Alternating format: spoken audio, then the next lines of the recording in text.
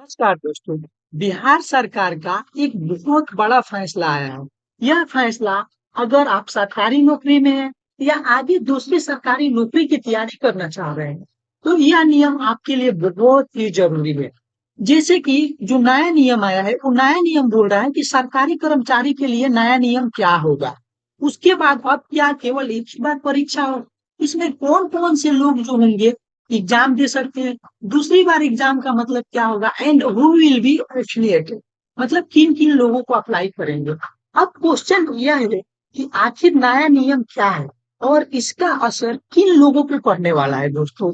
तो सरकारी जो क्वेश्चन अभी आया कि सरकारी जो कर्मचारी होंगे उनके लिए तो नए नियम एक पूर्ण रूप से लागू किया गया, ठीक है। दूसरा क्या है कि अब केवल एक बार परीक्षा देने की अनुमति होगी। उसके बाद इन लोगों पे जानेंगे कि कौन से लोग को प्रभावित होगा या इफेक्ट किस पे पड़ेगा। अब क्वेश्चन है कि आखिर जो बिहार सरकार का नया नियम है उसमें क्या क्या कवर किया गया है। सबसे पहले आज हम जानेंगे कि नया नियम क्या है, उसके बाद यह किस किस लोगों पर लागू होगा, उसके बाद फर्स्ट टाइम एग्जाम देंगे तो उसका मतलब क्या होगा, अगर मैं दूसरा बार एग्जाम देना चाहता हूँ तो उसका मतलब क्या होगा, ठीक है। और कौन से लोग प्रभावित होंगे आखिर इस नियम से। अब नए नियम के अनुसार कर्मचारी अपनी सेवा में अवधि केवल एक बार विभागीय अनुमति पे होंगे, लेकिन दूसरी जो प्रतियोगिता परीक्षा होगी उसमें शामिल होने के लिए एक नए नियम रूल रेगुलेशन लागू किया गया है।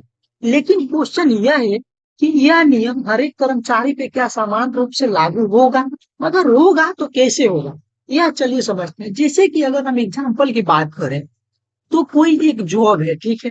अब सबसे पहले कोई जॉब है, मान लीजिए जैसे कि कैटेगरी ए, कैटेगरी बी, ठीक है, एंड कैटेगरी सी।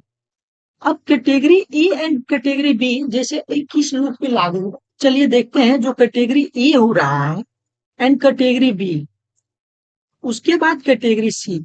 अगर आप मान लीजिए सरकारी नौकरी की तैयारी कर रहे हैं और आपका जो पहले से एजुकेशन थोड़ा आप एजुकेशन मामले में कम है तो आप क्या किए कि सी ग्रेड वाले नौकरी को ज्वाइन कर लिए।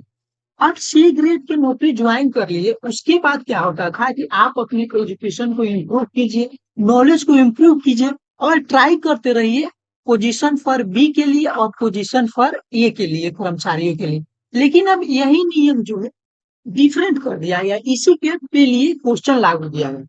तो क्वेश्चन ये है कि अब आपको क्या दिया जाएगा, अगर आप सी ग्रेड के नौकरी में हैं, ठीक है, अगर आप सी ग्रेड के नौकरी में हैं तो आपको ओनली वन टाइम परीक्षा देने की अनुमति दिया जाएगा, ठीक है।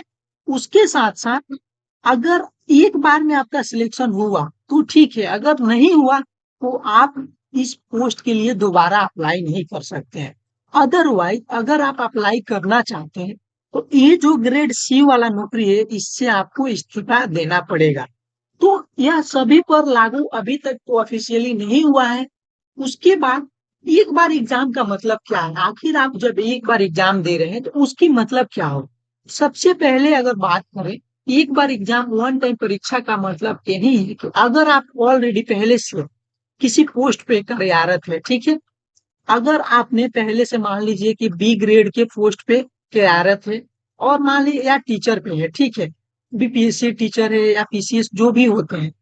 अब उसमें से अगर आपको टीचर से बीपीएससी के लिए तैयारी करना है सरकारी नौकरी के लिए तो आपको वन अटेम्प्ट मिलेगा। अगर वन अटेम्प्ट में टीचर से आपका बीपीएससी सिलेक्शन हुआ तो ठीक है, अगर नहीं हुआ तो दोबारा आप इस पोस्ट के लिए अप्लाई नहीं कर सकते हैं। अगर आप अप्लाई करना चाहते हैं तो सबसे पहले टीचर वाले पोस्ट को रिजाइनिंग देना होगा। तो इसके क्या फायदे होंगे क्या नुकसान होंगे, सबसे पहले जो होगा आपको छात्रों के परीक्षा जो होने वाला है उसमें जैसे क्या होता था पहले बिहार में बहुत सारी जनसंख्या है तो जो कंपटीशन है वो थोड़ा लो होगा और जिन लोगों को नौकरी नहीं मिलती थी उनको चांस मिलने का अवसर है, पहला फायदा। दूसरा कि बहुत सारे लोग एक पोस्ट से हायर पोस्ट के लिए अप्लाई करते थे, मिलते जाता था। इन सारी चीजों के लिए बोल सकते हैं दूसरे लोगों के लिए थोड़ी सी फायदेमंद होगी।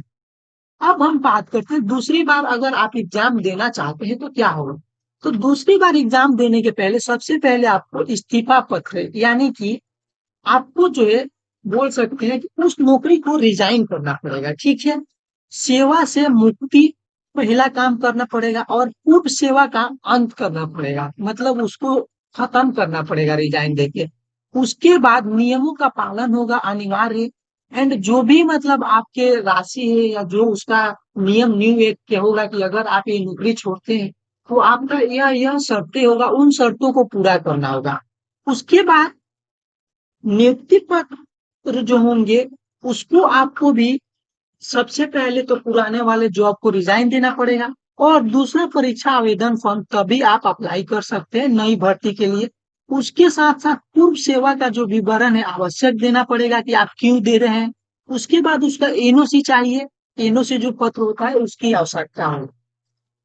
अब देखते हैं कि हु विल बी इफेक्टेड, किस पे इफेक्ट पड़ेगा। सबसे पहले अगर एक बात करते हैं जो कि करेंट एम्प्लॉय है और जब सीकर सर, दूसरी तरफ बात करते हैं कि गवर्नमेंट एजेंट जो लोग हैं, तो सबसे पहले गवर्नमेंट की अगर बात करें तो जो वर्क फोर्स मैनेजमेंट है उन लोगों पे इफेक्ट पड़ेगा। दूसरा क्या होगा कि चेंजिंग जो हायरिंग प्रोसेस, मतलब जो हायर करने का सिलेक्ट करने का जो प्रोसेस होगा वो डिफरेंट रूप से उसको जो चेंज किया जाएगा और न्यू पॉलिसी इम्प्लीमेंटेशन होगा। उसके बाद इंश्योरिंग द इक्वलिटी स्टूडेंट, मतलब स्टैंडर्ड जो होगा, क्या इसका स्टैंडर्ड रहेगा, इक्वलिटी इंश्योर किया जाएगा। वर्क फोर्स मैनेजमेंट को कैसे मैनेज किया जाएगा, हायरिंग प्रोसेस है उसको कैसे एनालिसिस किया जाएगा, और जो करेंट लोग हैं उनके लिए क्या जरूरी है। सबसे पहले need for of skilling. Skilling का मतलब है कि आपके पास जो भी स्किल है उसको इम्प्रूव करना पड़ेगा। करियर जो प्रोग्रेस होगा उसका इम्पेक्ट होगा। उसके बाद preparing for the new standard and job opportunity. तो ये सारे बहुत सारे नियम जो है बिहार सरकार द्वारा न्यू नियम लागू किया गया है। यह इंफॉर्मेशन आपको अगर थोड़ा सा भी अपने फायदेमंद के लिए लगा तो लाइक शेयर एंड दोस्तों के साथ सब्सक्राइब जरूर करवाइए, क्योंकि आपके एक लाइक शेयर और सब्सक्राइब से ही हम मोटिवेट होते हैं न्यू वीडियो बनाने के लिए। तो आप सबका तहे दिल से धन्यवाद। मिलते हैं फिर नेक्स्ट वीडियो में। जय हिंद दोस्तों।